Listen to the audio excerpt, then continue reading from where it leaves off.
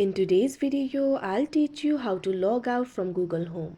First of all, launch open Google Home application. You can see over here Google Home application has been opened.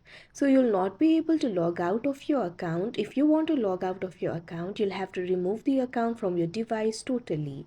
You might not want to do that because you'll need your Google account in order to access other features of Google.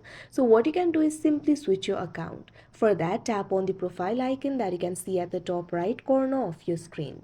Now after you do that, you'll be able to see the current account that you're logged into. Right over here, you'll be able to find the option for switch account. Tap on it.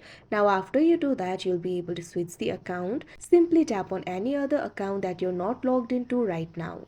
Now once you do that, you'll be logged into another account. That means you'll be logged out of the account that you were logged in earlier. So this is the way of logging out of the account. So that is how you log out from Google Home app. I hope you found this video helpful. Thank you for watching.